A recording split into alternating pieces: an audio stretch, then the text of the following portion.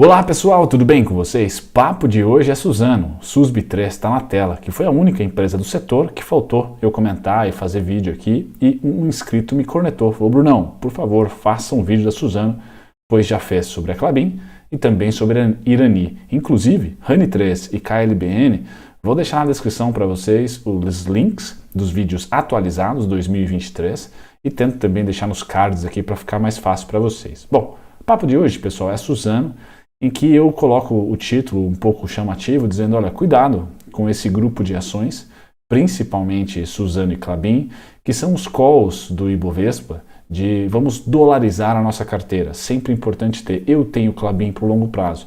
Mas aqui esse vídeo vai ter a ênfase no curtíssimo prazo, para você aguentar aí o estômago. Muito provavelmente a gente deve ter aí quedas da Suzano, quedas da Klabin, tá? Se o meu cenário para o ano do dólar se concretizar, para o não, para o semestre. Eu que postei um vídeo também do dólar essa semana, fui cornetado, horrores aqui, né? Mas enfim, assistam também, pessoal, aquele vídeo está muito legal, está bem controverso, vamos assim dizer. E eu continuo com o cenário daquele vídeo, só que essa semana testou, né? Quase que eu tive que renovar. Eu já vou comentar sobre que cenário é esse, mas na descrição a sequência dos 3 primeiros links serão aí Klabin, Irani e dólar, tá bom, pessoal? Então vamos falar sobre Suzano agora. A SUSB3 cortou recentemente, lá no finalzinho não, na primeira quinzena de dezembro, né, o preço da celulose para exportação na China, né? Cortou aí em torno de $40 a tonelada. E o mercado foi lá e penalizou ela naquele momento. Tá? Aqui é só uma notícia, uma headline para chamar a atenção da concorrência. É um mercado que se expande todos os anos, mercado de celulose, papel e celulose, mas o frisson ali, a cereja no bolo, acaba ficando para as embalagens, para o papelão ondulado, que é o trabalho da celulose, que é o trabalho do papel, coisa que a Suzano não faz. A Suzano realmente é aquela empresa estilo Vale, né? Ela vende a matéria-prima praticamente ali com pouquíssimo trabalho e beneficiamento, tá? Uma gigante, sem dúvida nenhuma, depois da fusão com a Fibria virou um monstrengo, tá? Mas ela vai estar olhando ali muito correlacionado com o dólar, câmbio, né? E preço da commodity, tá? Enquanto que Klabin não e Irani também não. Irani mais doméstico, mais Brasil, resina e papelão do lado, papel, tá? E a Klabin também, papelão celulose, papel bruto, mas trabalha com embalagens e mercado externo e interno, tá? Então a Suzano seria ali a mais vulnerável ao preço do dólar, ao preço da celulose, tá? Porém, é a gigantesca, né? A maior. Então vamos lá, pessoal. Vamos falar um pouquinho sobre os fundamentos da Suzano aqui e a sua virada de chave em 2021. Tá? Depois de 2 anos que o mercado engoliu aí uma alta alavancagem, que é quase que eterna no setor, mas ainda assim uma alta alavancagem, com um resultado financeiro horrível aqui. Tá? Aumentou muito a parte de aquisição aqui, custo com M&As, né, por causa da Fibria. Então todo esse 1,5 bi se transformou aqui em 8 bi, 6 bi e agora está na casa de 7 bi. Então ela ainda gasta muito, tá, com as sinergias e com a fusão, né, com a aquisição da Fibria. Então pessoal, aqui mudou de patamar a Suzano. Tá? Antes era Fibria Suzano, agora só tem Suzano. Tá? E a lucratividade apareceu surfando o bom momento da commodity, o bom momento do câmbio. Tá? Tem que tomar muito cuidado com o câmbio, na minha opinião. Nem tanto ainda com preço de celulose, mas câmbio aqui. Tá? Não que vai deteriorar os fundamentos da Suzano para esse ano, pessoal, mas tende a ter 2022 ali um pico, ou muito próximo disso, mas principalmente alocação de recursos via fluxo. Tá? O mercado no Brasil tem um queridinho para, muito provavelmente, janeiro, tá certo? E depois no segundo semestre, se a gente vier a cortar juros, também será o mesmo queridinho. Que é o que, pessoal? Small caps. Tá? Small caps podem receber grande fluxo aqui por causa da corte de juros. Agora, esse corte não veio. Tá? Ainda há essa expectativa de boa parte do mercado que o dólar está barato. Não é o que eu acho. Tá? Eu coloquei cuidado com essas ações porque o dólar tende a cair, principalmente no curtíssimo prazo, pessoal. E o curtíssimo prazo, entenda aí, janeiro. Tá? Entenda também, muito provavelmente, entre o primeiro e o segundo tri de 2023. Por quê? Porque o Roberto Campos não vai mexer nos juros. Tá? Dificilmente ele vai mexer nos juros nesse primeiro trimestre, que está no segundo tri. Tá? Então o dólar segue pressionado também, e obviamente, pelo CDI, tá? Pelo juro real que a gente tem. Então a entrada de dólar no país está grande. Tá? Tá bem grande, para falar a verdade. Então, o ruído que o dólar dá para cima, ele vem de Brasília. Tá? Então, hoje, nós vimos aí uma amostra de que, opa, Brasília vai ser mais maleável, mais centrista, seja aí com o Prats, falando da Petrobras, seja da posse da Simone Tebet também, alegrando o mercado, e em 3 dias o dólar simplesmente sai de 5,50, tá? E está tentando fechar a semana a 5,25, 5,26. Tá? Então eu trago o dólar para vocês esse ano, pessoal, e durante esse governo de esquerda, tá? Eu acho que o dólar vai ser o principal norte, já que o presidente do Banco Central já fez o dever de casa. Eu acho que o principal termômetro da Faria Lima para medir se o governo está indo bem ou não, ou se está falando besteira ou não, vai ser o dólar. Então eu vou tratar o dólar como um VIX. E para esse trimestre, eu vou tratar o VIX da seguinte maneira. Parte vermelha, tá? 5,318, ou seja, 5,31 ao 5,50 é a Faria Lima dizendo, governo, dá um passo para trás, ou pelo amor de Deus, marca uma entrevista falando coisas mais amenas, sendo mais tranquilo, tá? Olhando para uma reforma tributária, para um arcabouço fiscal, para menos intervenção do governo em relação à lei das estatais, que seja alguma coisa nesse sentido. E aconteceu, foi o necessário aí a posse da Simone Tebet, também a reunião ministerial que o Lula fez hoje, tá? E a entrevista com o futuro presidente da Petrobras. Tá? Já trouxe o dólar de 5,50 para 3,26. Então é o VIX do Brasil, é o nosso dólar futuro. Tá? Ele vai entrar semana que vem, dia 9 em diante, dentro da região, olha, se o governo ficar calado, eu fico aqui. Tá? É isso que eu imagino. É dessa maneira que eu estou metrificando o dólar. Entre 5,318 e 5,110, tá? O dólar está ali amarelo. Tá? Tipo assim, eu nem estou feliz com você, Brasília, mas também estou um pouco, tô triste. Então fica aí, fica quieto que eu fico tranquilo aqui. Foi assim durante as eleições, pessoal. Pré e pós-eleição foi assim. Tá? Onde nós tivemos o VIX dólar acima dos 5,318, hora de pensar em venda, assim como abaixo dos 5,10, hora de pensar em compra. E tudo no meio aqui foi pancada, muita volatilidade no meio. Tá? Então eu vou manter isso para o primeiro trimestre. Não acho que o dólar vai abrir para além dos 5,40 muitos dias, porque o governo vai vir, né? E eu tenho esse viés, já compartilhei com vocês e estou sendo conectado, não tem problema nenhum, pessoal, tem que ser mesmo. Tá? É só uma visão minha aqui, mas eu sou pragmático. Se de repente tiver alguma atitude que me leve, alguma canetada que me leve a trocar o meu cenário, tudo bem. Eu sou um analista que acredita que a história rima, então estou buscando a história rimar com que o Lula foi 1 e o que o Lula foi 2. Não estou nem considerando Dilma, tá? Porque não é ela que está lá, tá certo? Então estou considerando Lula mais centrista, uma economia centrista, onde não vai ter ali nem muito para a esquerda, nem muito para a direita. Tá? Então o amarelo tende a ser o tom. Tá? Qual que é o amarelo, pessoal? 5,110, 5,318 do dólar. E essa queda pelo dólar ter ido do vermelho, né, ter presenciado o vermelho aqui e tá surfando uma ponta vendedora, com o CDI nas alturas do jeito que tá, pessoal, a gente tende a ter esse setor de exportação, principalmente de celulose, que é queridinho ali para ser stock picking ou sector picking para dolarizar a carteira, sofrendo um pouquinho. Até quando, pessoal? Até os 5,10. 5,11 na verdade, né? 5,110. Agora, se você está otimista com o governo, vamos supor que venha a reforma tributária, venha arcabouço fiscal, tudo bonitinho ali, PPI na Petrobras, continue, etc. Pessoal, o dólar tem tudo. Durante o Roberto Campos não cortar juros, tem tudo para perder os 5,110. Tá? E vir aqui para o 4,89, 4,82, 4,96. Beleza? Então, nem o verde, nem o vermelho, eu acredito que vamos passar muito tempo nele. Por quê, pessoal? Eu não acredito que esse ano a gente vai passar muito tempo nem fora no vermelho e também nem fora no verde. Porque no segundo semestre, Brunão acredita que o juro será cortado.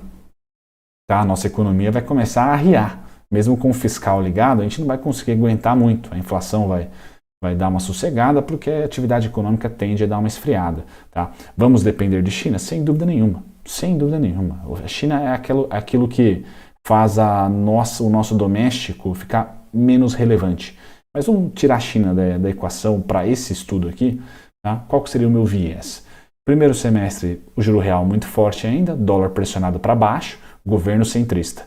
Ponto. Esse é meu viés para esse primeiro semestre. Para o segundo, tá? Eu acho que começa corte de juros. E começar corte de juros, pessoal, é o fim da fraqueza do dólar. Tá? É o fim da fraqueza do dólar. Pode culminar com uma recessão no segundo semestre dos Estados Unidos. Aí talvez o dólar se enfraqueça no mundo inteiro e o nosso dólar aqui, mesmo com corte de juros, também não ganha muita força. Pode ser, mas eu não trabalho muito com isso. Eu trabalho com esse ano aqui, pessoal, tanto Estados Unidos, né, já não posso dizer Europa, mas principalmente Estados Unidos, crescimento baixo, inflação alta. É isso que eu imagino. Um pouco de estagflação para eles lá. Para a gente aqui também não vai fugir muito disso, tá? Crescimento baixo, inflação ainda acima da meta. Eu trabalho com isso o mundo inteiro. Então o mundo inteiro, principalmente o Ocidente, né, trabalhando dessa forma. Com essa conjuntura, pessoal, o dólar fraco no curtíssimo, mas podendo e devendo se fortalecer no segundo semestre, já devido ao possível corte de juros, tá? Porque o nosso CDI está nas alturas, a gente olha para a Suzano. Tá? A Suzano, para quem é alocador de longo prazo, qual que seria a minha estratégia nesse momento? A Suzano está muito ordeira nessa tendência por hora de queda. Então ela sobe aqui em movimentos muito parecidos, tá? E agora e também desce em movimentos idênticos. Tá? Então seria uma terceira onda de queda, tá? Possibilitando aqui alvos em 36 e 34, tá? Esses alvos que vocês estão vendo aqui, 36 e 34. Agora, no curtíssimo prazo, vou dar um zoom para vocês aqui, ó. O que nós tivemos aqui? Suzano mandou bala e subiu. Quanto que ela subiu aqui? Vamos metrificar. Cerca de 10%, R$ 5,16. Depois ela vem aqui de novo e sobe R$ 4,73, de novo 10%. Tá? Então, neste momento, eu não ficaria surpreso. Vamos supor que encaixe aí uma semana, mais uma semana de queda no dólar, por exemplo, semana que vem. Eu não ficaria surpreso da Suzano tomar mais uma pancada e vir para os 44,18, 44,10. Aqui, pessoal, começa a brincadeira das apostas. Tá? Para quem é aportador de longo prazo, o que eu faria? Tá? Nesse momento atual, ou seja, dos 50 a mais, tá? Eu aportaria 50% no meu capital, que eu tenho disponível para aportar nela todos os meses. Eu deixaria os outros 50% em CDI liquidez diária, por exemplo. Caso ela venha a bater nos 44,18, 44,10, aqui ordem limitada ou eu aumentaria. Ao invés de comprar só 50%, pularia ali para 70%. Tá? E os próximos grandes pontos ficariam aqui entre 36 e 34. Então toda essa região aqui dos 44 aos 34, ou dos 44 aos 36, eu manteria os 70% de aporte, só 30% iria para um CDI, por exemplo. Tá?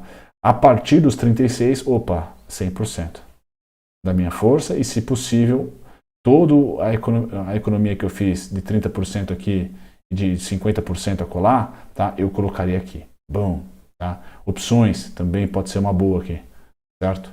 Do 44 aos 36, opções longas, puts, etc., né? Venda de put, tá? Ou calls longas, no caso, né? Eu acharia interessante porque no segundo semestre eu acredito que o dólar se estabiliza, tá?